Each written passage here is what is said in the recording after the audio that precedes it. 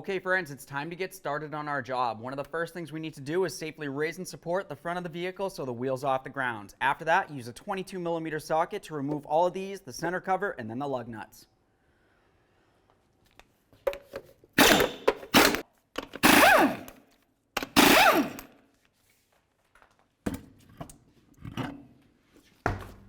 Now with the wheel off of there, we have a nice clear view of the caliper. Looking up along the top of the caliper, you're going to find the bleeder screw with a rubber cover on it. Just go ahead and carefully pull off that cover.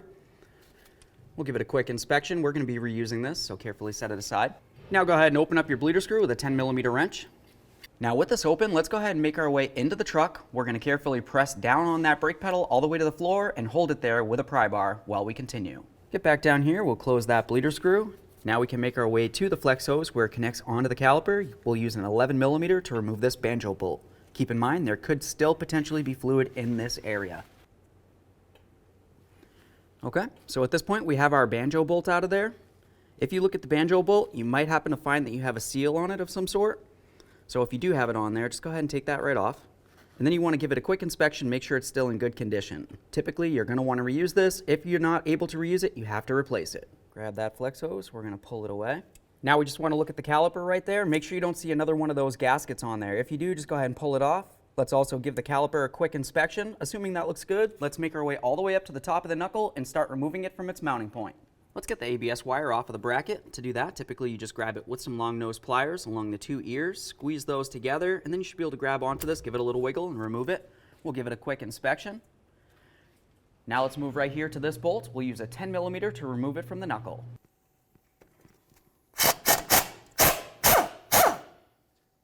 Okay, let's follow that up along the control arm. You're going to find another 10mm headed bolt that leads to the bracket. Go ahead and remove that as well.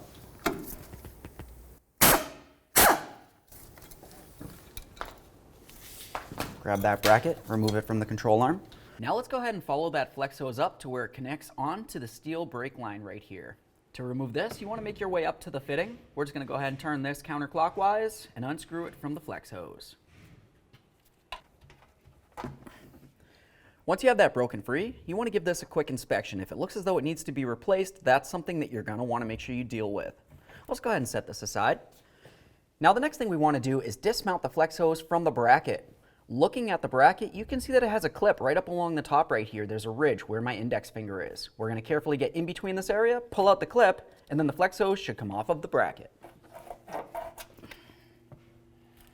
Give your clip an inspection. You're going to be reusing it. If it looks like it's rotted and weak in any way, you have to go ahead and replace it. Let's grab onto that flex hose. We're going to give it a little wiggle to break it free from the bracket, pulling it down. Now we can go ahead and remove the flex hose from the area. There it is, friends. Okay, friends, now it's time to install our brand new flex hose. Let's take this. We're going to take the end that needs to lead down to the caliper. We're going to slide it right underneath this ABS wire. We remember that this bracket needs to line up in this area, so we'll just rest this here. Now we have this other bracket. This is the one that goes along this area of the control arm. Before we go ahead and put it over that, let's use some copper never season the hole.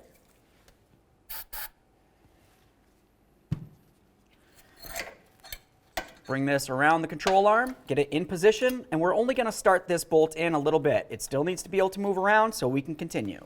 Now let's have a quick talk about the end that's going to be connected to the brake line. If you look at the area closest to where that clip is going to be, you can see that it has a little nub right here. Also, if I was to turn it around so you can see the other side, it has a larger nub. Now that's important to mention because if you were to look inside this bracket, there's also two nubs. They're essentially line-up points. You want to make sure that everything's aligned so you can push this up and into position and then put in your clip. There we are. Let's take this clip. We've got the little flippy-do. We want that facing up. Slide that right into position. Give it a tap. Give it a tug to make sure it's secure. Let's reconnect our brake line.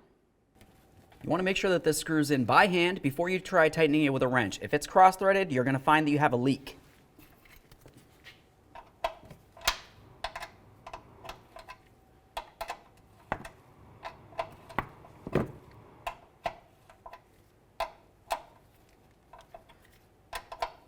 Okay, right there it feels as though it's bottomed out. I'm just going to go ahead and turn it a little bit more to make sure the line's completely seated.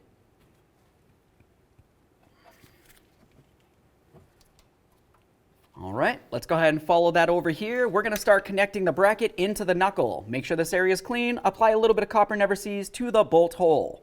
Let's get this lined up. We have this area that's furthest towards the front. You can see the alignment tab there. That's going to need to line up with the alignment hole on the knuckle. Once you have it slid into position, go ahead and put this down. We'll start in our mounting bolt by hand, of course.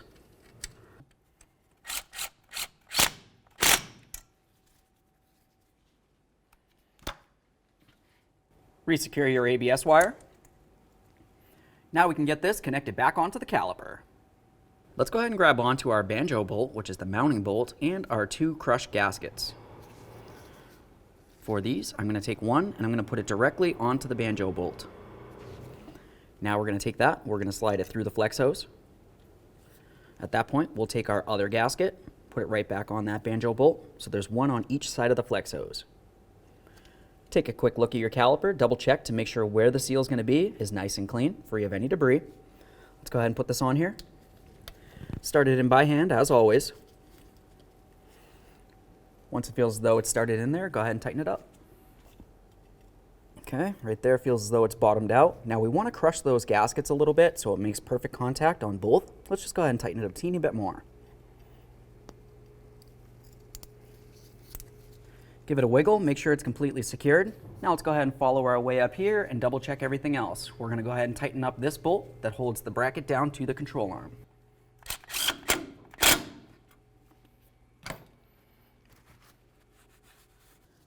Okay, at this point, we're going to go ahead and gravity bleed the system. What do I mean by that? We're going to open up the bleeder screw.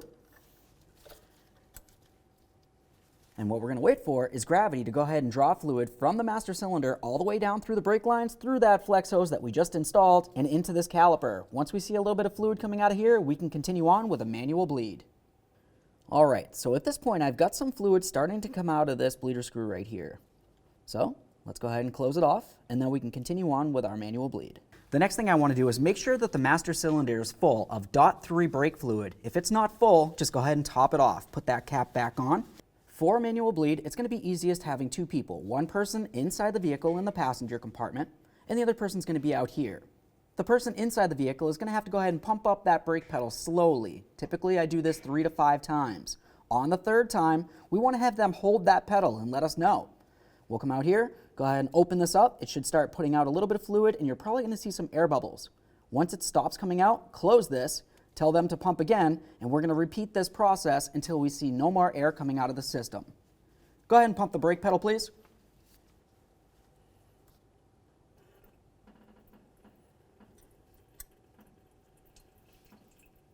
Now, as you can see on that last time, I had a pretty steady trickle of fluid coming out, but at the very end, I did see some air bubbles. That tells me I need to continue this process until, once again, you don't have any air inside this system. Go ahead and pump the brake pedal, please.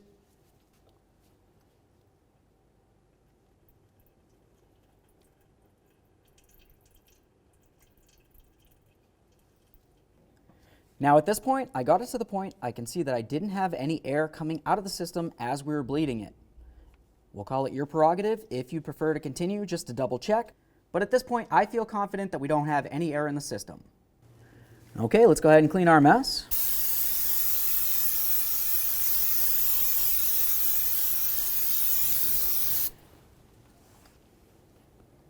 Make sure you put back on your bleeder screw cover.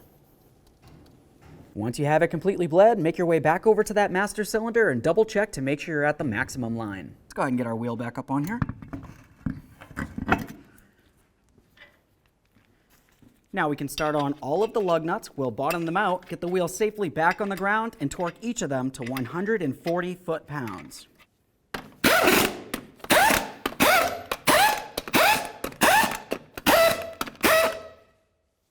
Now with the wheel safely back down on the ground, let's go ahead and torque each of these lug nuts to 140 foot-pounds in a crisscross manner.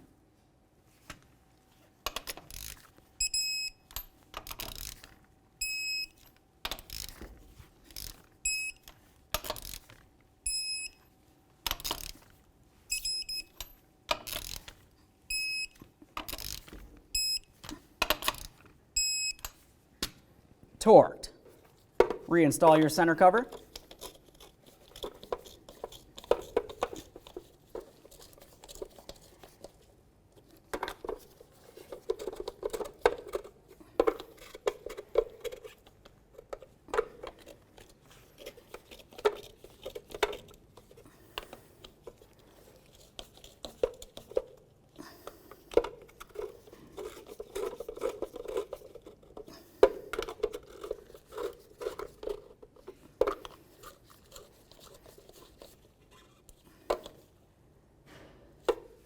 Okay friends, we got the truck back together. What's left to do now? Now, of course, you're going to want to make sure you close that hood, take it for a road test, make sure the brakes work fine. Thanks for watching.